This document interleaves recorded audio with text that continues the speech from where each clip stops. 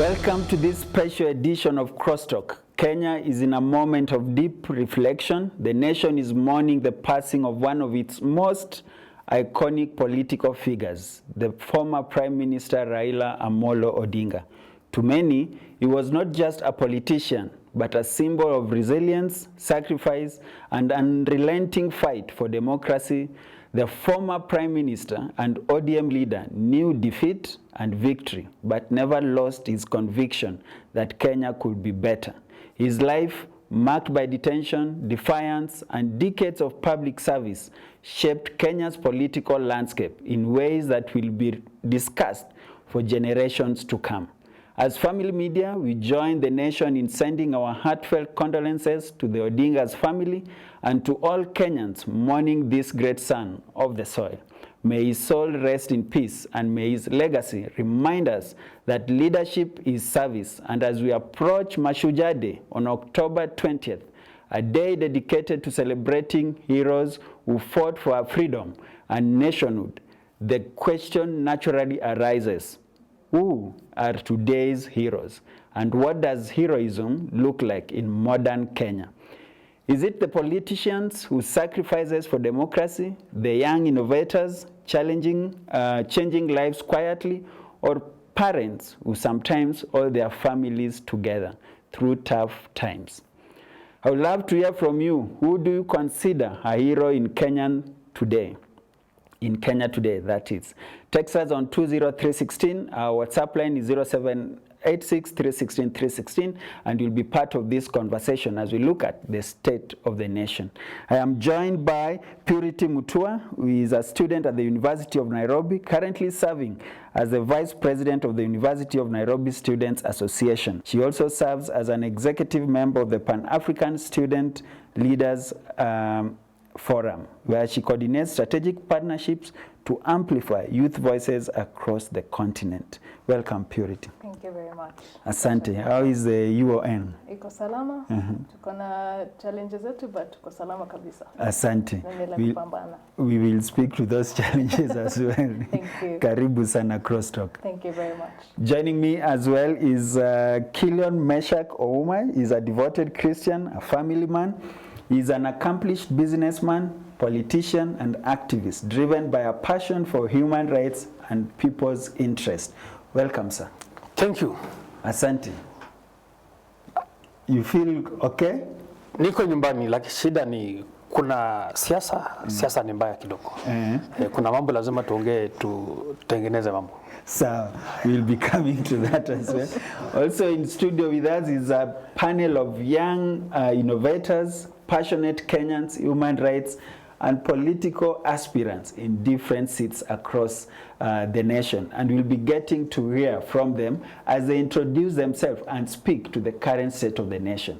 I leave that aspect of them introducing themselves so that you can just stay on this channel. So Crosstalk begins, and always a pleasure to receive your feedback on these conversations. So make sure that you engage with us on 20316 on SMS line, and our WhatsApp line is 0786-316-316. You can also like, subscribe on our YouTube channel, leave a comment, and you'll be part of this great conversation. Let me start with you, Purity, because we are having this conversation at a time when the nation is mourning the passing on of the right former Prime Minister, Raila Odinga. Yes. What will stand out for you as one of his greatest legacy? I believe what Raila is remembered for distinctly is his capacity to check governments over the decades. And I believe that has been to the fruition of the birthing or the rebirthing or the continuity of activism, and ensuring that we have accountability in governance in the different cadres of government. And I believe that has inspired even the young people to stand and rise where they see injustices, and has given voice to the people as well. Yeah. Good. Meshak? Yes.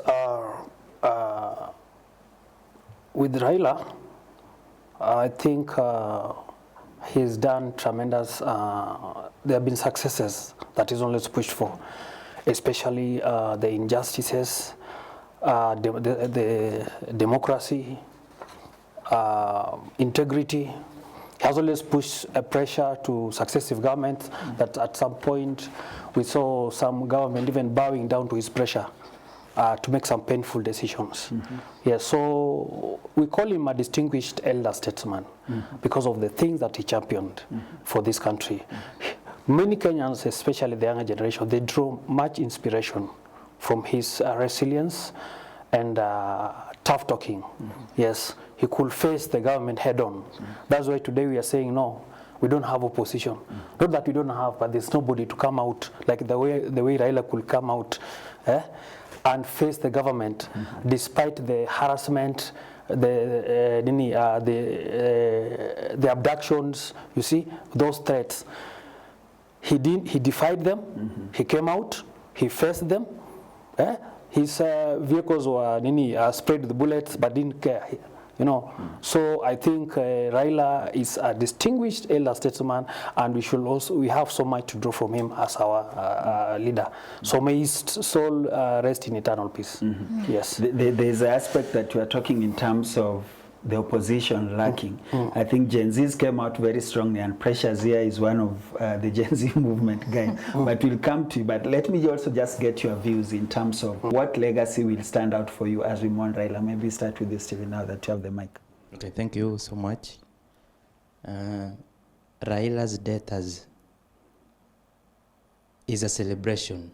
As we mourn, we celebrate the life of a Pan-Africanist, a fighter, a statesman, an icon, a father, and more.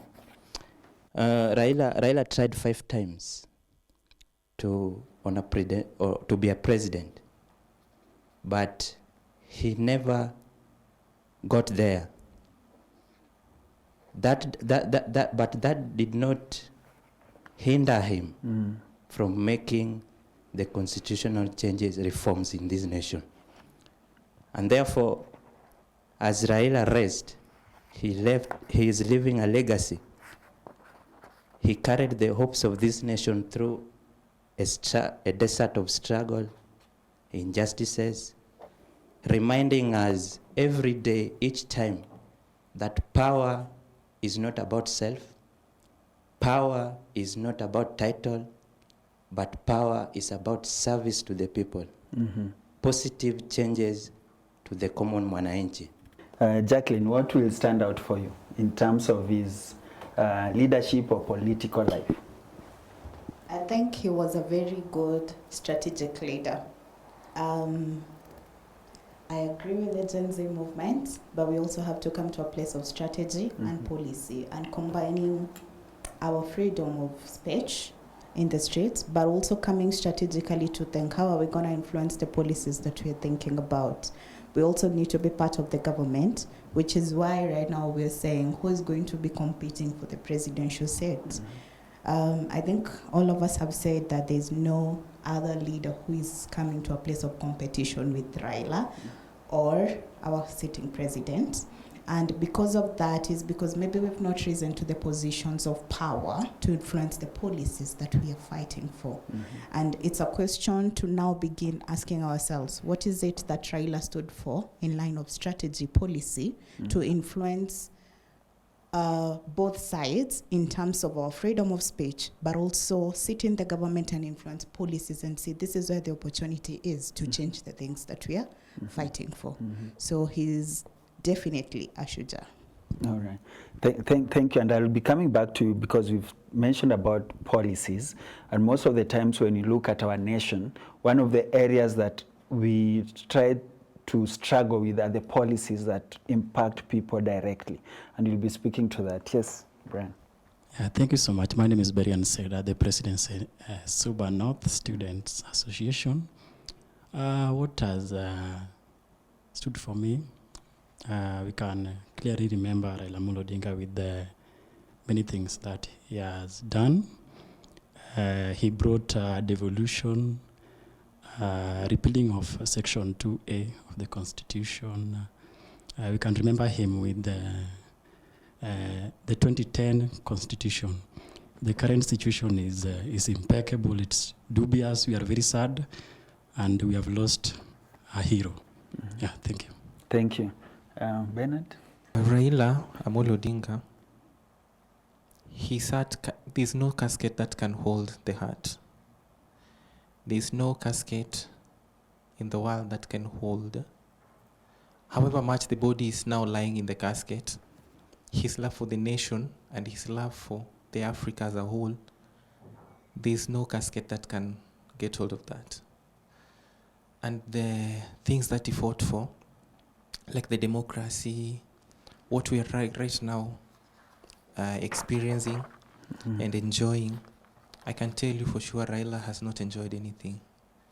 This is someone who could not even bury his mother, not even a brother. In 9 years, could not even see the wife, could not even see the children. He fought for us, and all these things, they can be seen, the fruits that he fought for. And most even of the activists, the human rights defenders, have just copied what he did. Raila stood for another thing that I also know, that you are the right person to question the government. You cough to be heard. You don't wait. You don't fear asking questions.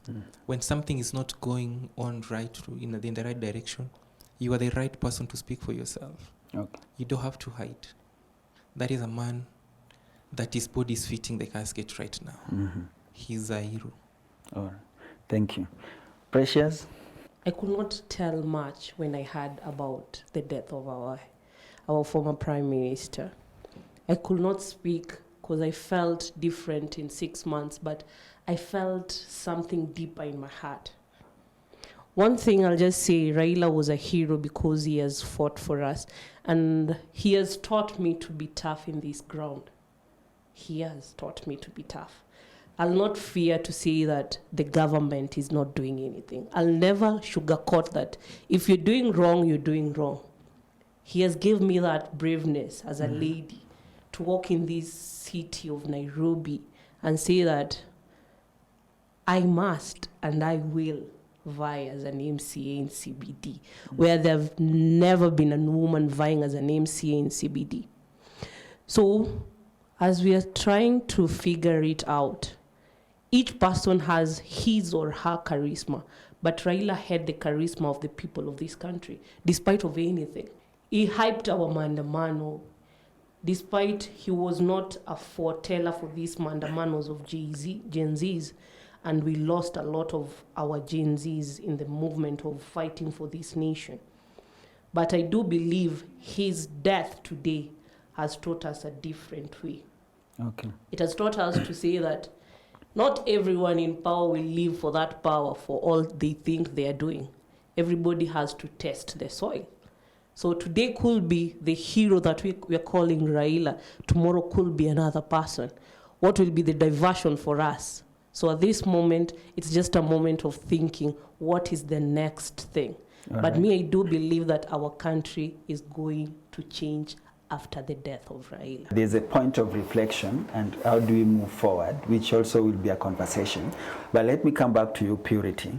Do you think Kenya gave Raila the recognition he deserved while still alive? Because most of the times we tend to speak good about people when they are gone.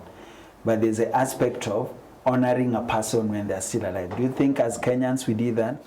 You never receive your flowers, especially leadership, when you're in office. We remember Mwai Kibaki when he's long gone. We remember Uhuru Kenyatta with a sense of reminiscence when he's long gone. I believe he still did. He had a very, I'd almost call it a cultic movement. And he had solid, consolidated numbers and support, unrelenting. I've even seen people who have 2 phones, one for daily life and one for Baba. And I'd say, in his own way, I believe he has gotten to receive the massive support that he had. Even with the mandamanos he organized over the years. He was the OG of mandamanos before mandamanos were mandamanos. And so I'd say he has in his own way. However, I think he fell out of favor for the past few months or years, especially towards his death, and for different reasons. But I think overarching, there's a lot of good things we can come out of it to say. And what you realize with Gen Z also and young people and the day and age we live in is we don't sugarcoat things. We call wrong for wrong what it was and right for right. But overall, he has set the pace, and I believe he has gotten to get that recognition so far. And even now in his death, he has a public holiday and a state recognition. So I believe in his own way, we do appreciate the work that he's done so far. All right. Yeah. Mesha? Okay, I do think that political dominance or patronage has always affected the benefits that you get from Raila. Because today we are giving a state recognition and burial because he's part of the government. Because look at the other years, politics took center stage.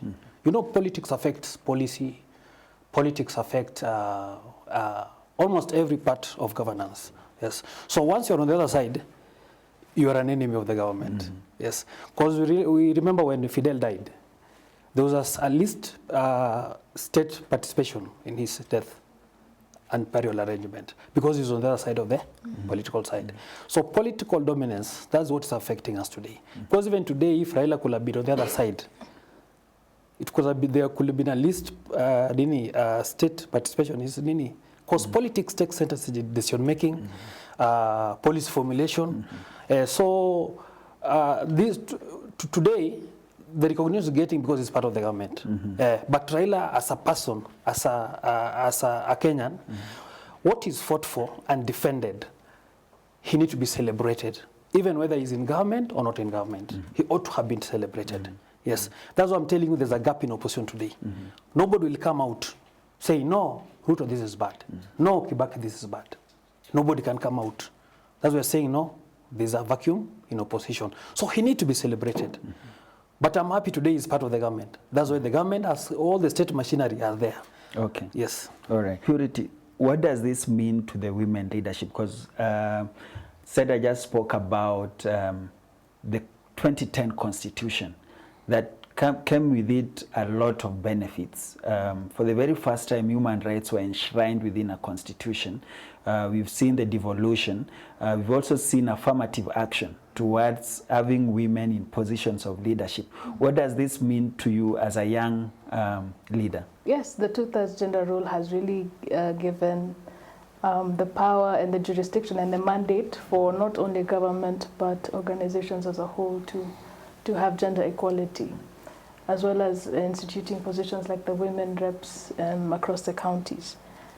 It has been a long walk, and even now there's that back and forth on whether women reps actually do have legitimate roles or if they're actually actualizing their roles. But we've come a long way with the 2010 Constitution and the affirmative action. However, do I think that we have reached the peak and the milestone of what the 2010 Constitution envisioned? No.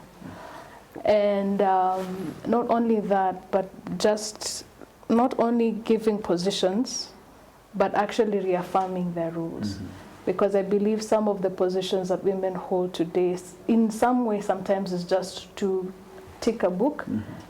So in a sense, it's tokenism in a way, in a sense.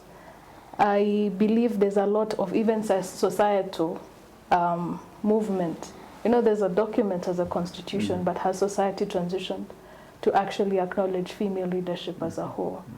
We've come a long way. There's people and women out there who are representing us quite well, and forerunners for people like me as a vice president in the University of Nairobi and as a female leader. With politics, they say it's a man's game, but we were equally strong enough to fill in those spaces. But I do believe there's a lot to do. And that's why I'm really glad that there's women stepping up to take on roles and spaces that have traditionally been told to be male-led. Yes. Yes. Engagement and advocacy has changed. Civic engagement has changed. Before it was physical, but now we have hybrid advocacy. people going online and critiquing, talking about the challenges we face as young people, checking the government as well. Okay. Yeah. All right. Stephen, you had wanted to say something? As Raila rests, there is an act that is called Heroes Act number 5 of 2014. And I feel for what Raila has fought for until now, he has not been fully recognized. Because the only recognition the government is giving Raila now is state burial after he has gone. So I feel he has not been fully recognized. Okay. Yeah. Because then the question would be, how best then should Kenya honor the legacy of Raila Odinga? What would we say, at least if this was to be done, then we'll feel and have appreciation that the state or the Kenya as a nation has honored his legacy. Maybe Jacqueline because of policy, and then we'll come to Bernard. I feel the best way the Gen Z can be able to honor, I'll extend from him, since he said the Gen Z need to be the next kingpin. So the best way, I think... But Gen Z say they are leaderless, so partyless. Yes. Policyless. So how will they be the next kingpin? What strategies should they put in place to ensure that the political conversations and environment then we start to shape it? I'll reflect to what Purity said. There's sentiments towards women rising to power. Those sentiments are intertwined with feelings. Same sentiments run with Gen Z. We have a lot of energy that is not focused. As a leader myself, I know that if people come to work in the company and there's no focus, there will be no movement. So if you want to become a Gen Z movement, as we've called it, you have to have a focus of move. What is it you want? We're standing for this policy. What is the strategy? We'll begin with freedom of speech, request for a meeting for civic engagement, participate in some of the committees that allow you to influence the policies. Now get to what Raila did. So if they want to become the next kingpin, we must move from not just emotions, like what we term women, but strategy. Because strategy will get you the policy. So we must think in terms of freedom of speech, in terms of what we stand for, in terms of that. And I know this is a very gray area for most people, but some of the things I'd reference the Bible. If you come to the book of Daniel, Daniel worked for 4 kings, Nebuchadnezzar, Darius. They were not perfect men, which means there's a place you'll work for people, but with a different mandate. You have to understand that you cannot influence a policy outside the government because the body that influences that policy making is the government. So no matter how much you stand on the street, there needs to be a leader who is inside, standing for the same mandate to influence the policy. Which means what the Gen Z can do, start rising to the committees that are being given. Because after the last time that we had a lot of Gen Z, there was a national committee that was being created for youth. And I asked people in my office, have you signed up for that? Because I know they were in the streets. And they're like, what? I'm like, you guys are fighting for things you don't even know how to implement to get to the end. So how to get to the end is understand what gets you there. So as much as we are fighting, what is the end? To represent Raila, you must see through the policies. And that's what we know him for. Yeah. Because if we wanted to price of unga reduced, with a handshake, he would fix it. So are we able to fix that? Are we able to come to a place where we remove the feelings and focus on the policies and the strategies, where we allow ourselves not to be the focus because of how we want to feel good about ourselves? Because I think we were having a discussion, and most people feel Raila betrayed them through the handshakes. And why? Because he got into the government. But you see, that fixed a few things we have seen. So is it betrayal really? If I'm in the government and changing the mandate, is it betrayal? Am I still standing for the things I've believed in, or do I need to look a good image outside but changing nothing? All right. That's a good conversation. Maybe Bernard, okay, you can, Bernard, and then we come to Seta, then we'll come to Gen Z. Okay. Yes, answering the question whether Kenyans have given Raila the best, I can tell you no. There are so many people who are recognizing Raila outside the country more than us. Raila is one of the person who has really, really respected the Constitution. So the best thing we can do is to respect the Constitution. Just lowering the body and keep putting military and so on is not enough. That is not even a favor. That is in the Constitution, the Heroes Act, what Steve said. So the first thing that we are supposed to do is to respect the Constitution, and the judiciary has to play their role, and all these other bodies. Okay, we'll come to those bodies because we want to move to the next phase of this conversation. But let's just get your final view on this, and then we'll come to Precious. Thank you. The first thing we must do as Gen Zs, we must take part in CVR, Continuous Voters Registration. Which you are not doing at the moment. According to IBC, the numbers are a bit, you are intimidated, you want Wi-Fi in the polling stations. As Gen Zs, we have the bullet in our hands to change this nation, to continue from where Raila Odinga has left. We should not be making noise in the streets, and we are not taking responsibility as citizens. That's one of the responsibilities, participating in decision making and voter registration.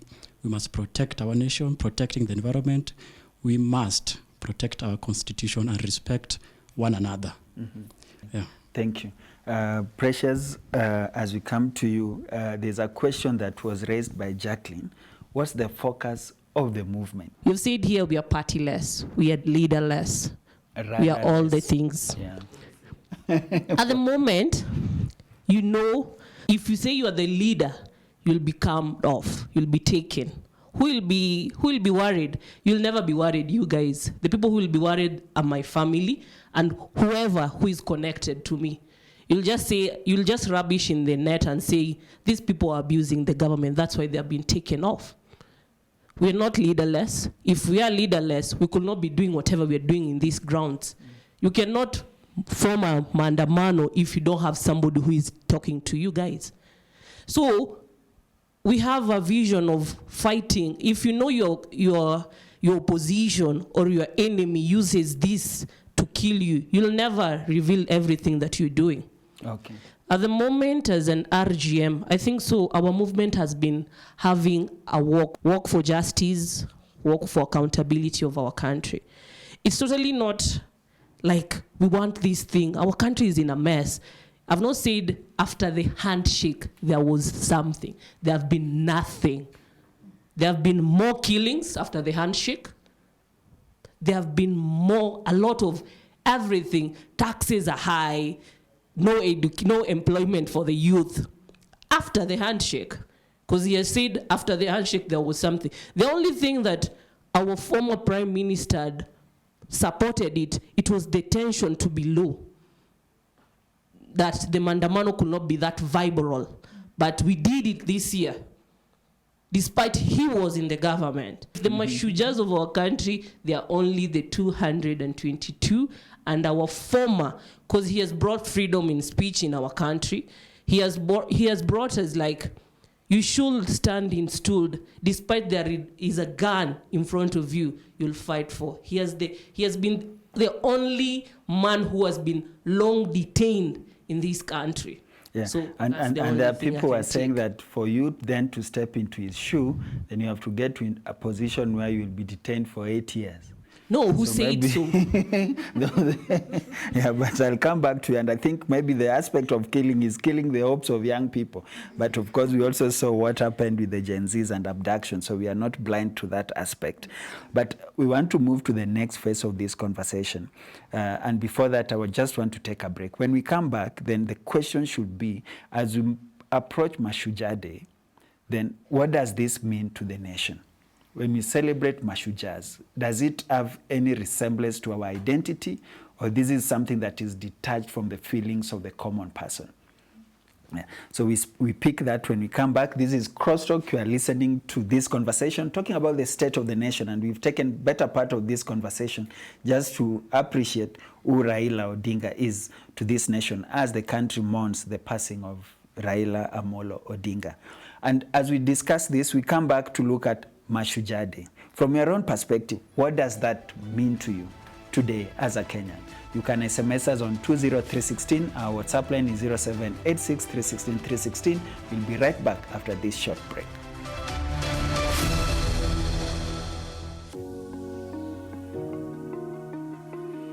Find hope and inspiration on the go through our life-changing shows on the Family Media app. Stream Family TV and Family Radio straight from your mobile phone at your own convenience. Catch up on a show you missed or create video streaming playlists by saving and watching videos from our huge variety of shows. Download the Family Media app today. Available for all Android and iOS users on the Google Play Store and Apple Store.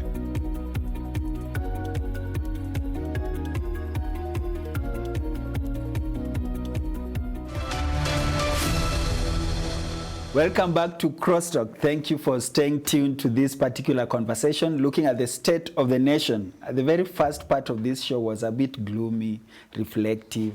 Guys look sad, and we are celebrating a life. I think it's Stephen who mentioned that we are celebrating a life of someone who was a Mashujaa in our midst. So we should be celebratory as much as we mourn with the family of the right Raila Amolo Odinga.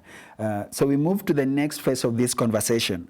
The country is preparing to mark Mashujaa Day on Monday, which will be a public holiday. What does that mean to us in this time and age? That's the conversation. 20316 is a SMS line, 0786 316 316 is WhatsApp line. You can also leave your comment on a comment section on our YouTube channel to be part of this conversation. Meshach, let me come back to you. Do we really understand who a hero is? Most people don't understand what heroism is. Because even that day is supposed to be, we are supposed to be celebrating the heroes, but you find people opening shops in town. They don't know why that they are heroes in their own right. Because of hardship and poverty.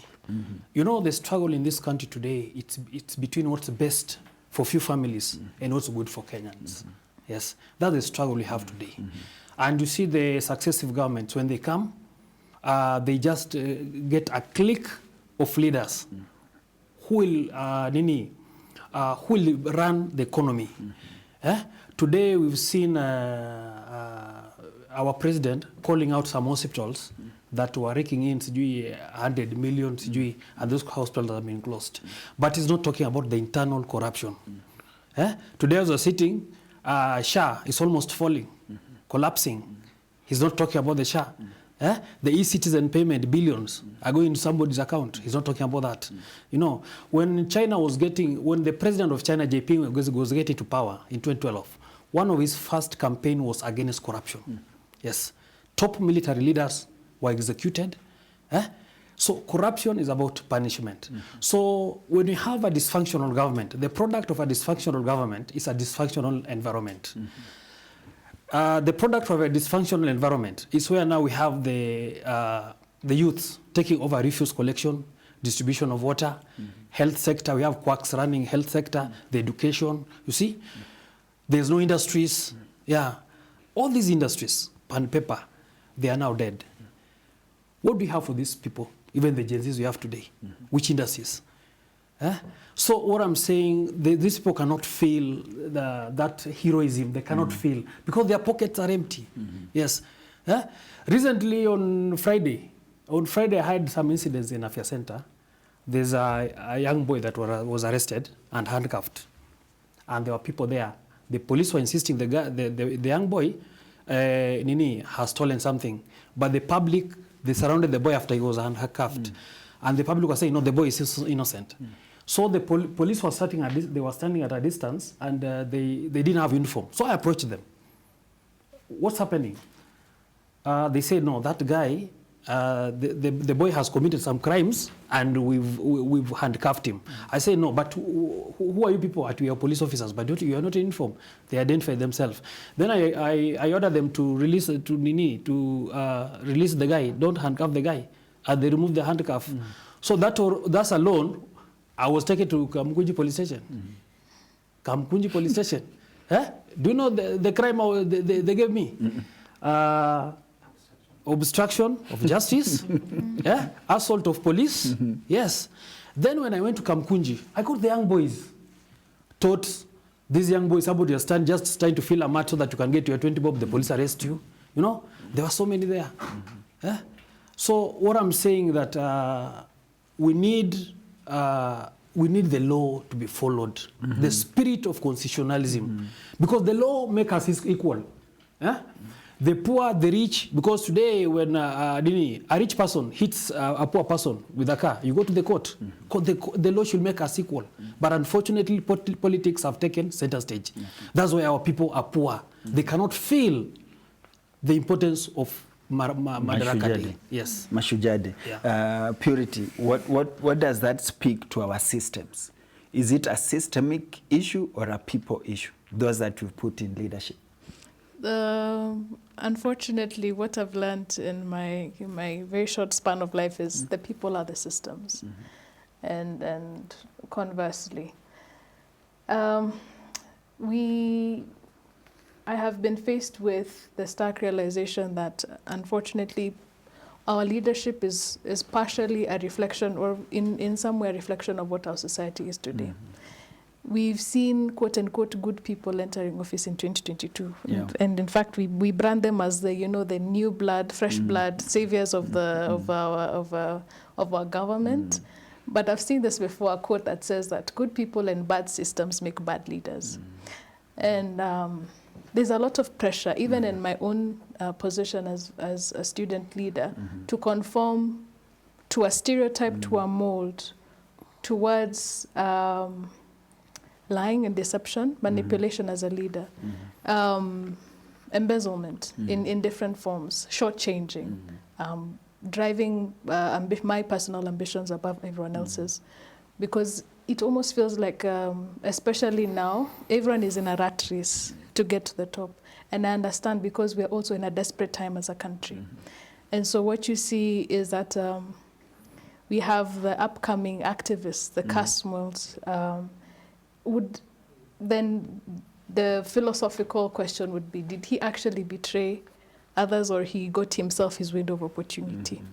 As we speak now as a country, are young people actually the reformists that we need today? And I say this as a young person because I'm very aware of also our shortcomings as young people. I remember there was a TV station that did a poll and asked the youth on Twitter if they were given the opportunity to steal money, would they? 50+% said yes. And it looks like politics is becoming so lucrative. Yeah. But lucrative because that's where the money is and the opportunities to steal from public coffers. In fact, one of the things that I believe would be a great solution is to make leadership, especially in governance and in public office, not lucrative at all. Our wage bill is crazy as a country. And what does it speak to us when a good chunk of our money is going to pay people? And I know when you get into office, because we have a group of young people who are going to vie for positions in 27, will they be sitting in the conversation table to say we will reduce our salaries? And one of the things we have to be very aware of is the flaws that we have as mankind, as a people, as a person. You know, they say the jungle is the same, the monkeys just change. Yes. And so 2027 is actually our litmus test as young people. Do we actually hold true the values that we preach at to the leaders? And are we the system revolutionaries, or are we just waiting for our turn on the table? Yeah. Which will be a sad situation. I pray that it will be revolutionary, but only if guys get to vote, like Seda was saying. Exactly, exactly. Yes.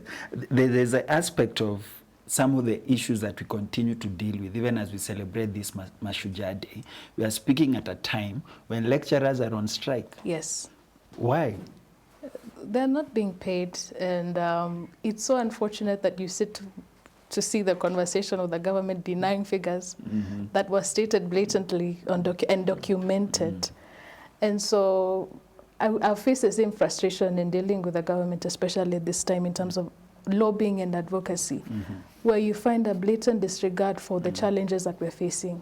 It almost feels like you're talking to a wall, especially like, for example, for us, we face the new funding model.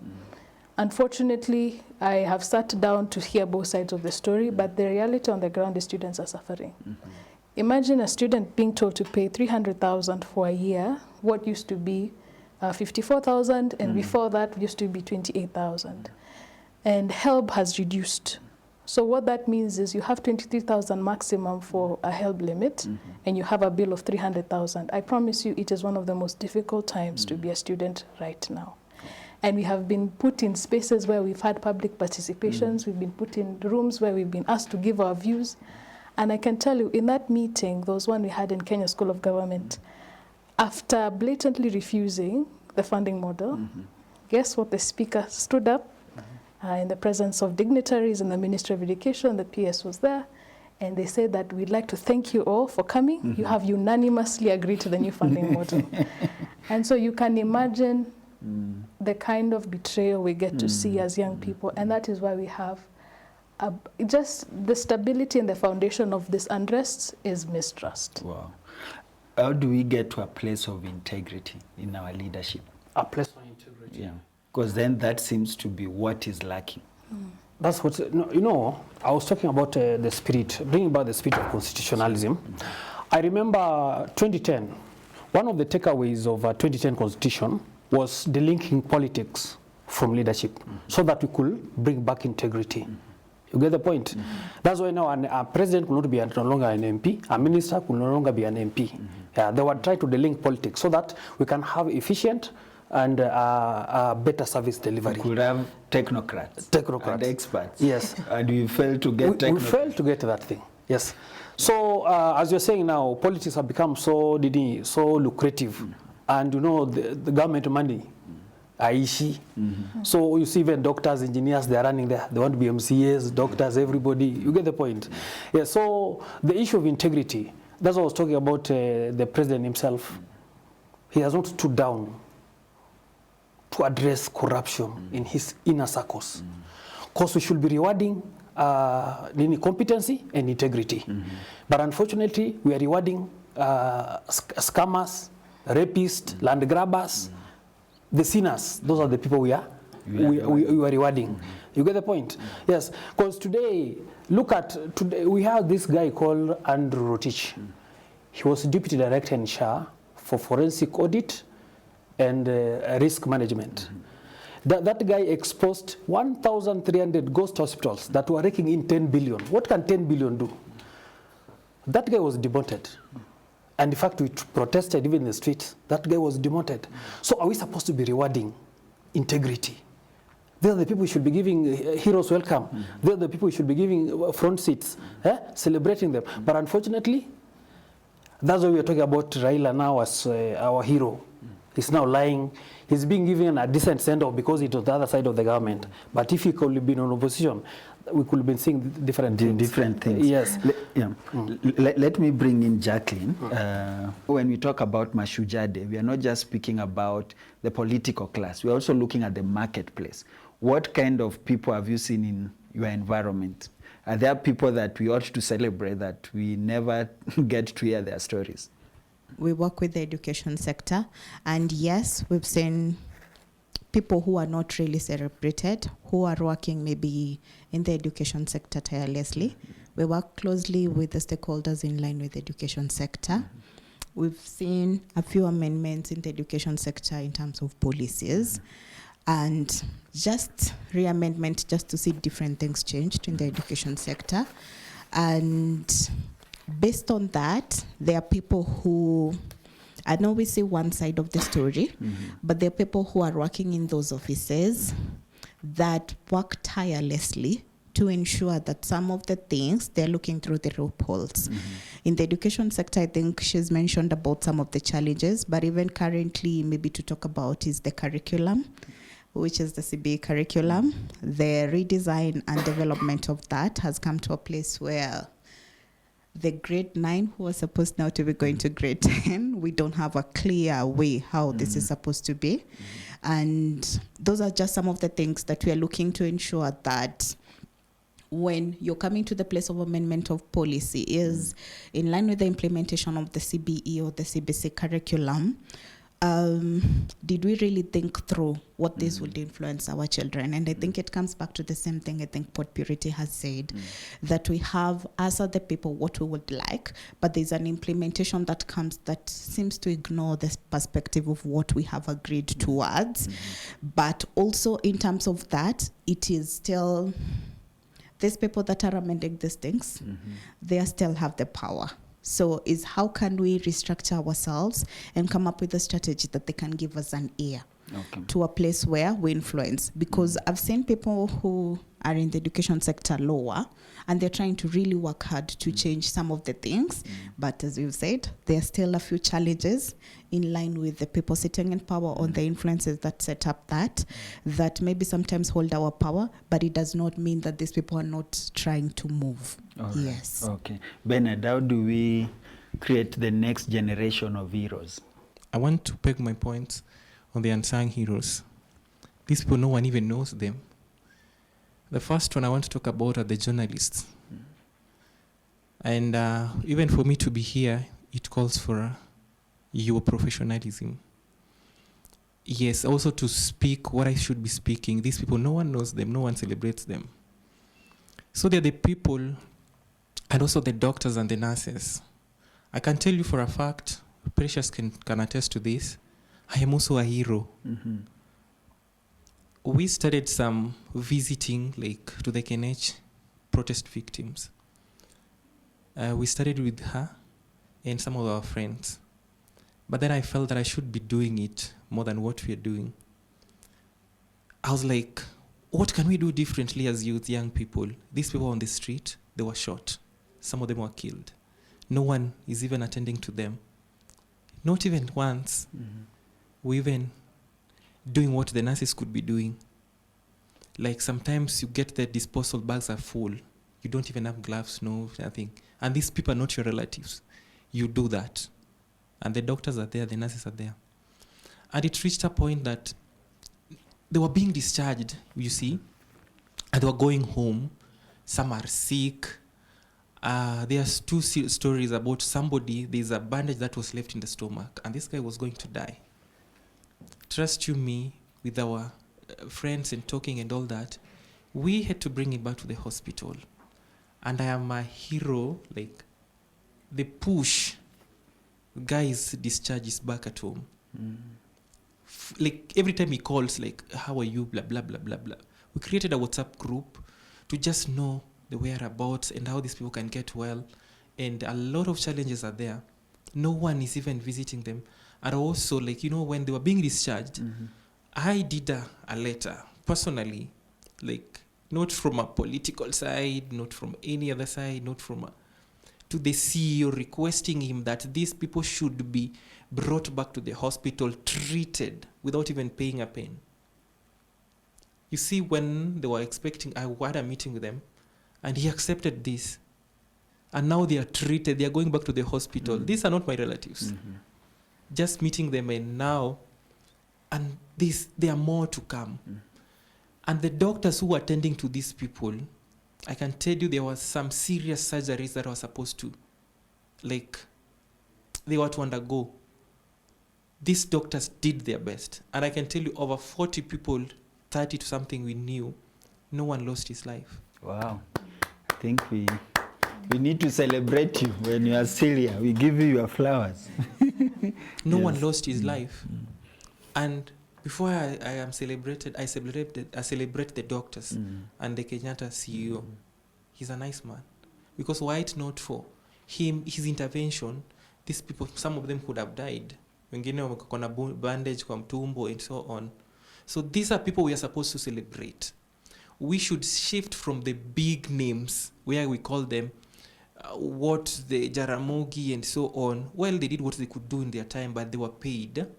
Some of them were not paid. Some of them, up to now, the hero that we have lost, the Raila, we live with that.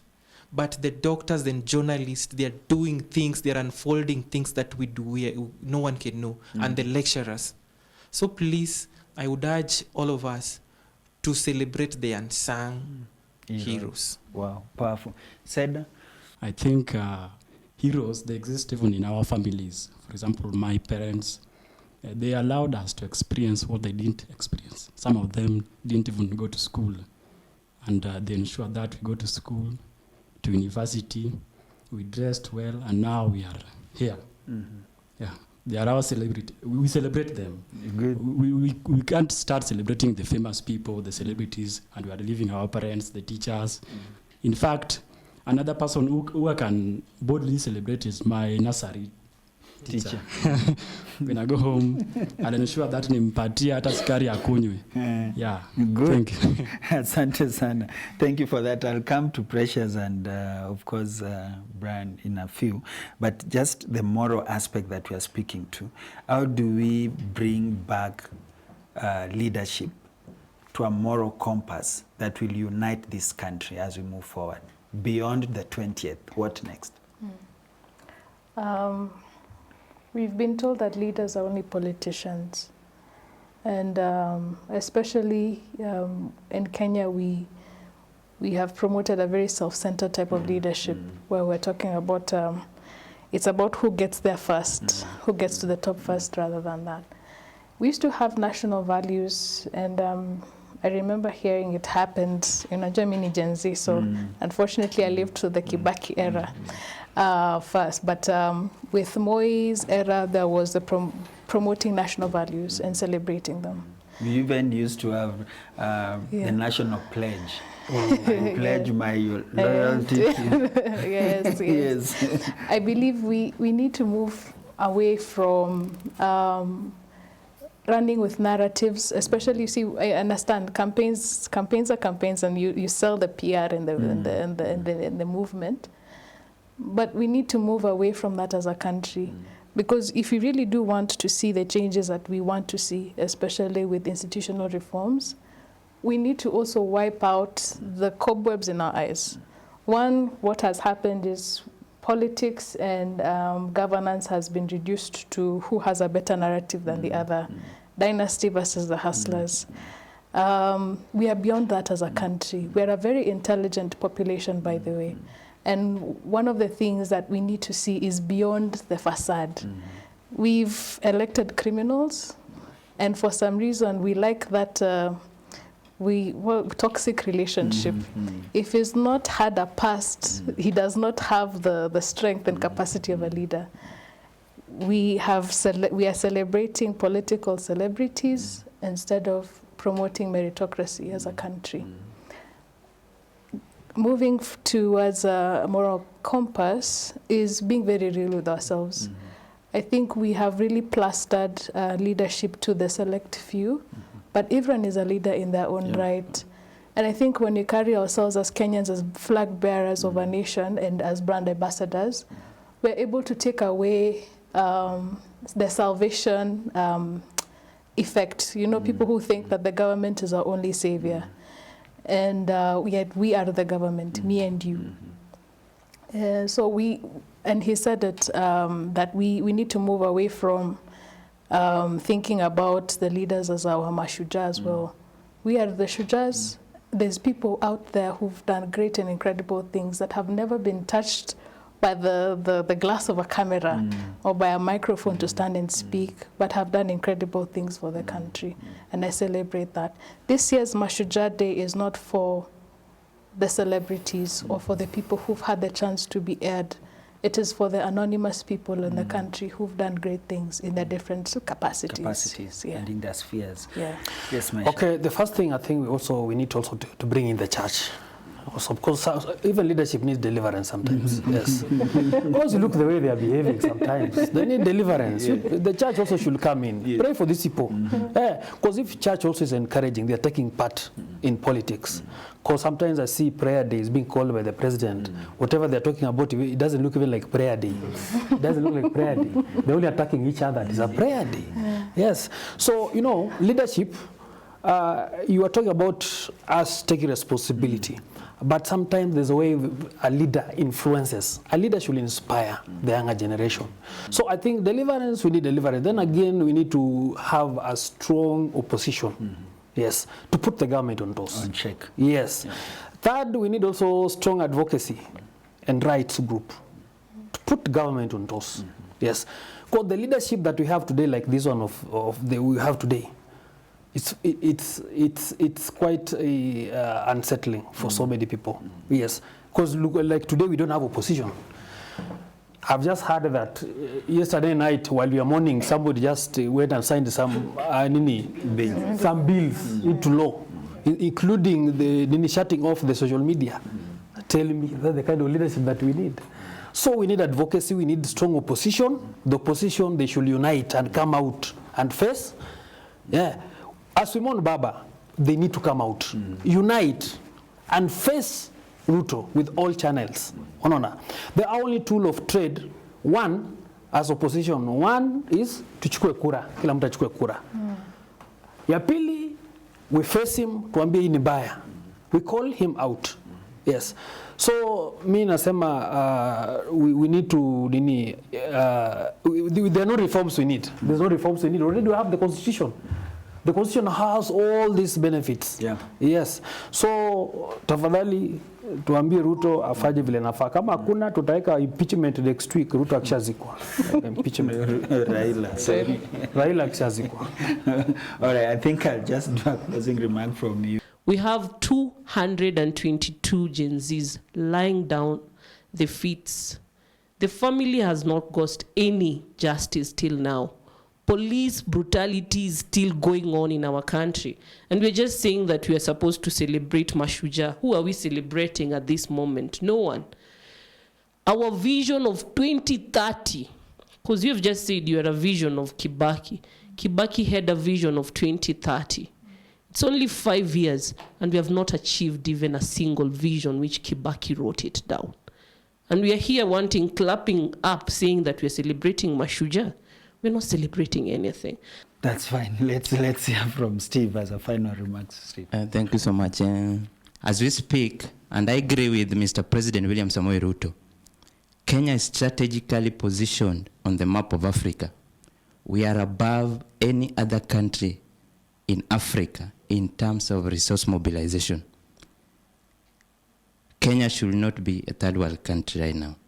But the bigger problem is the resources are being embezzled. There is no equitable distribution of our resources. You said that the environment, does the environment allow for the uprising of heroes? I want to tell you no. The reason why Gen Z are saying we are leaderless, formless, rudderless, is because the political class is killing us. There is no conducive environment for us to rise as heroes. Thank you. Thank you. Thank you so much. My director is telling me we are running out of time, but this is a conversation that will not end in one sitting. There has to be appreciation of continuation of this kind of conversation. And now, as we move forward as a nation, politically, economically, and of course also in terms of leadership. And I want to thank you so much for your contribution into this conversation. I know it's been a tough one, full of frustration, grief, and reflection at the same time. And it's not the right time also to have a conversation such as this when you have to be very critical of the government, when the nation is mourning. But truth has to be told. The way it comes out, I think it's now for our viewers to also just take what they need to take from this conversation moving forward. So I want to thank you. Purity, Meshach, and the panel. Thank you. Jipeani makofi. Thank you. Like Bernard mentioned, sisi wote ni mashujaa, and we celebrate everyone. who's been part of this conversation, and you who has been watching this conversation about the state of our nation. Maybe you are frustrated. Maybe you are at a point of reflection as we move forward as a nation. Share your feedback on 20316. Our WhatsApp line is 0786316316. What else would you want us to have a discussion on in this studio? I think your feedback shapes the conversations that we have moving forward.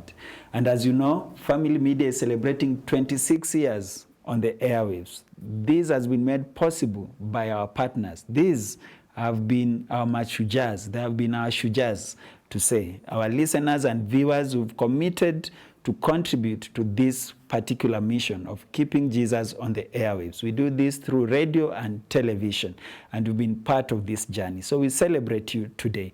And based on that, we are moving to Lamu. God has opened another opportunity to spread this gospel, and we have a frequency to launch in Lamu. 88.5 FM is going to be a new frequency for Lamu. I was in that region just last weekend, and it is amazing how people are excited about Family Media having its presence in the county of Lamu. We had an opportunity to speak with the locals and the county government, and I'm telling you, you might think it's a Muslim-dominated community, but they are really yearning to hear positive messages and content that will be coming through our Family Radio. So you can be part of the team that I call media missionaries, people that will go and help us spread the gospel in Lamu.